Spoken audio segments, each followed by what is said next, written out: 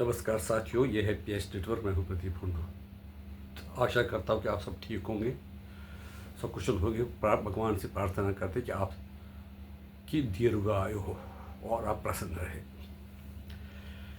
9 जुलाई तक अमेरिका ने कई देशों को ये धमकी दी है कि अगर हमारे साथ डील नहीं हुई तो हम ऐसा उस पर उन देशों पर टैरिफ लगाएंगे। इसी तरह से देखना है कि हिंदुस्तान के साथ भी कितना टैरिफ लगाएंगे। एक और बिल पार्लियामेंट में वहाँ के अमेरिका के सेनेट में पास हुआ है, जिसके अंतर्गत जो भी देश रूस से तेल खरीदेगा तो उस पर 500% टैरिफ लगेगा। इसमें ज़्यादा 3 देश है जो रूस से लेते हैं। एक है चाइना, भारत और तुर्की। उन पे टैरिफ लगेगा 500%। हालांकि अमेरिका जो है वो पहले 2% तेल यूएस से लेता था, अब उसने वो 2% से लेकर 7% बढ़ा दिया, यानी कि 270% की इंक्रीज। इसी तरह से 40% जो ऑयल भारत लेता है वो लेता है रूस से। एक कॉरपोरेशन है एनर्जी, इंटरनेशनल एनर्जी कमीशन करके एक संस्था है, उसका मेंबर अगर बनना हो तो आपके देश में 90 दिन तक जो एनर्जी प्रिजर्व करने की कैपेसिटी होनी चाहिए। अभी तक भारत में 66 दिन की कैपेसिटी है, जो पहले सरकारों में 10 या 11 दिन की होती थी। उस कैपेसिटी को बढ़ाकर मोदी सरकार ने 66 दिन तक पहुंचाया है। अब उनको और प्रयास कर रहे हैं ताकि वो 90 दिन तक वो एनर्जी, यानी कि अगर वहाँ से बाहर से तेल वगैरह नहीं मिला तो अपनी जो रिसोर्स जो उनके पास बचत है उसी पेट्रोल का इस्तेमाल करेंगे। कारण यह है कि कभी बाढ़ आ जाता है, कभी सैंक्शंस लगते हैं, कई भी पर वार होते हैं आपस में और पेट्रोल जो है उसकी आमद रुक जाती है। इसलिए अगर 90 दिन तक अपने पास रिजर्व होंगे तो हम अपना काम चला सकते हैं। अब देखना है कि भारत क्या करता है कि अगर वो अमेरिका 500% टैरिफ लगाता है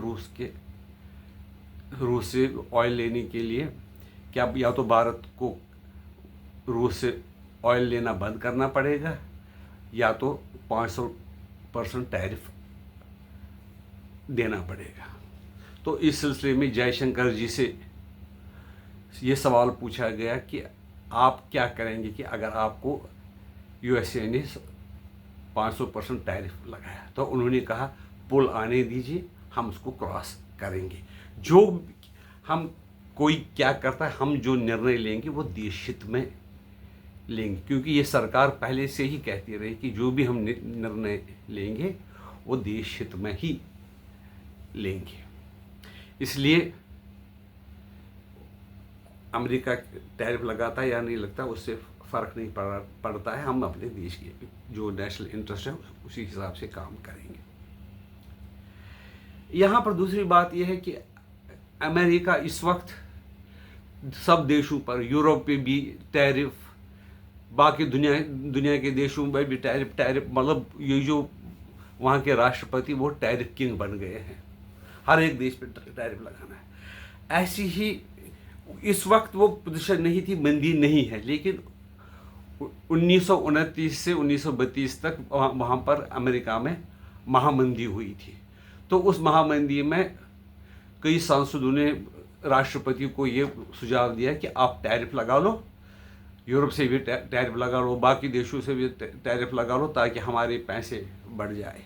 लेकिन इसका क्या हुआ, कुछ दिन तक ये फ़ायदे का सौदा रहा, लेकिन ओवरऑल जब साल के अंत में हिसाब किताब किया गया तो पता चला कि यूरोप से और जो है 60% आयात भी कम हो गया और निर्यात भी कम हो गया। तो अमेरिका को ये पॉलिसी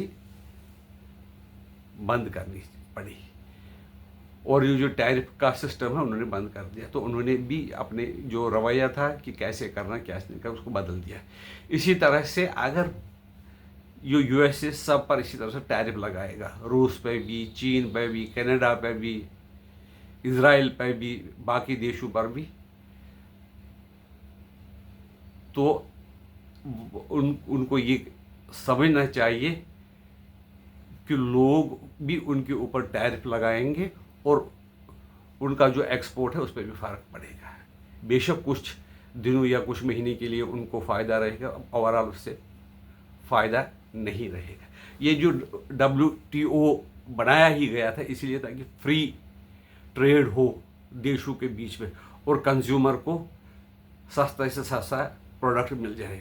लेकिन अगर जो अमेरिका जैसे देश ही इसका विरोध करते हैं तो उसमें बाकी देशों का भी अगर नुकसान होगा तो अमेरिका का भी नुकसान होगा। आप ये लिख कर लीजिए कि 1-2 महीने या 5 महीने के बाद ये पॉलिसी अमेरिका को रिवर्स करनी पड़ेगी। आपकी क्या है राय इस बारे में हमें बता दीजिए। हम आपसे पुनः आग्रह करते हैं कि हमारे चैनल को सब्सक्राइब कीजिए, वीडियो को लाइक कीजिए। नमस्कार।